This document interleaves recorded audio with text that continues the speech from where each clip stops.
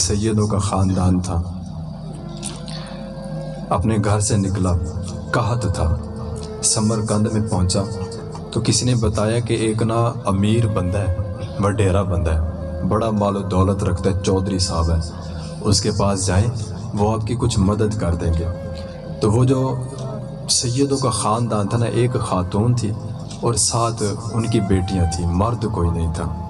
اور میں یہ ہر وقت دعا کرتا ہوں، اے باری تعالیٰ کبھی مشکل وقت نہ دینا کسی پہ، ٹھیک ہے نا؟ جو رزق دینا ہے، جو نصیب میں لکھا ہے نا، وہ خود دے دیا کر۔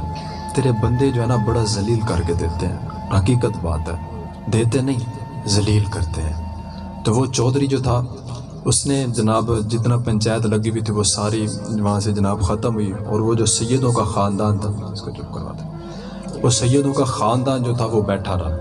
جب سارے بندے چلے گئے، اس کے بعد وہ عورت آگے بڑھی اور کہنے لگی کہ ہمارے علاقے میں قحط پڑ گیا، کھانے پینے کو کچھ نہیں ہے، مہربانی فرما کر کچھ عنایت فرما دے، بچیاں ساتھ رکھتی ہوں میں اپنے، مرد کوئی نہیں ہے کمانے والا۔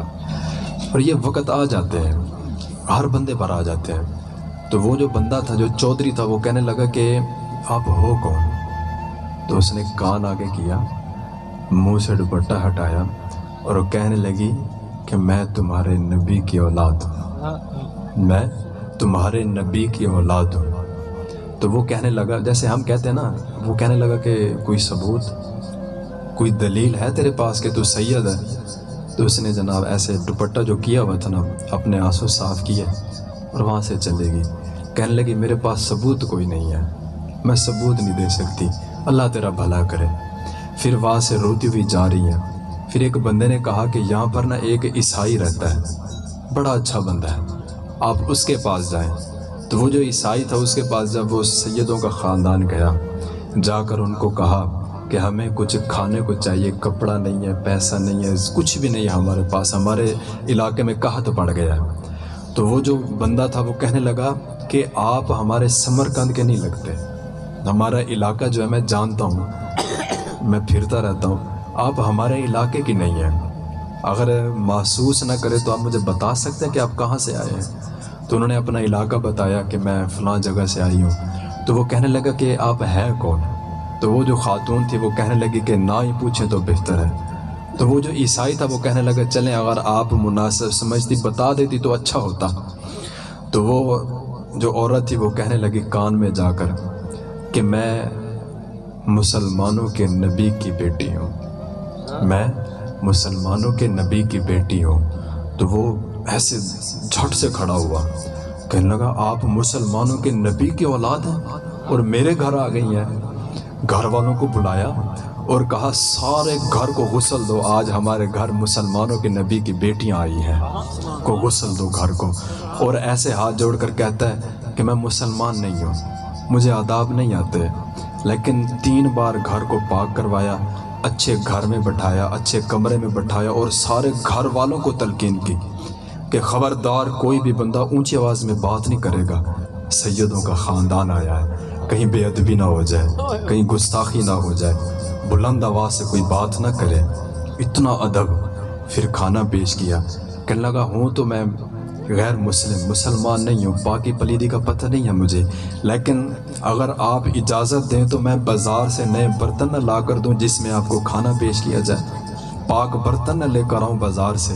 پھر وہ بازار میں گیا، پاک اور نئے برتن لے کر آیا، اس میں ان سیدوں کے خاندان کو کھانا پیش کیا اور کہا کہ جب تک تمہارا جی کرے اس گھر میں رہنا، کوئی بندہ تمہیں بات نہیں کرے گا، اس گھر میں رہنا۔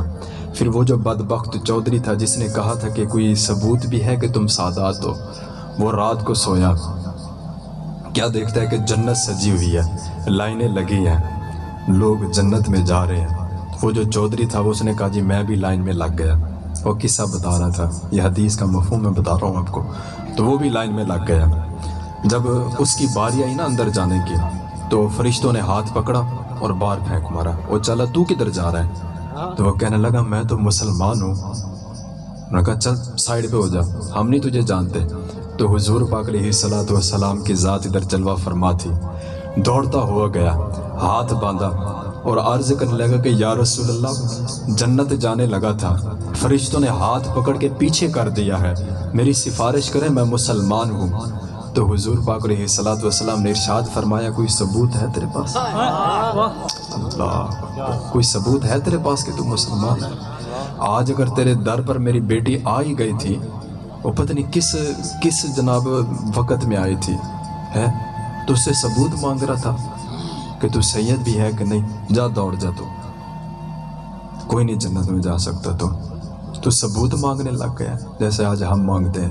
تو فقیر ہے، وہ اس کا بیک گراؤنڈ چیک کرو، یار اس کے پاس بڑا پیسہ ہے، ہم یہ نہیں دیکھتے کہ وہ کس کے نام پہ مانگ رہا ہے، ہم یہ دیکھتے ہیں کہ مانگ کون رہا ہے۔ او یار اس کو چھوڑو، اللہ تعالیٰ اس کا بھی وہی ہے، ہمارا بھی وہی ہے، اس کو دے دیتا ہمیں نہ دیتا ہمارا زور تھا؟ اللہ تعالیٰ الانسان حین من الدہر لم یکن شیئا مذکورا، زور ہے ہمارا؟ کوئی زور نہیں ہے ہمارا۔ تو پھر وہ چودھری جو تھا وہ اٹھا اور صبح پورے سمرقند میں گھومنے لگا پاگلوں کی طرح، وہ سیدوں کا خاندان ڈھونڈ رہا ہے کہ وہ سادات کا گھرانہ کہاں گیا کہ جس سے میں ثبوت مانگ رہا تھا۔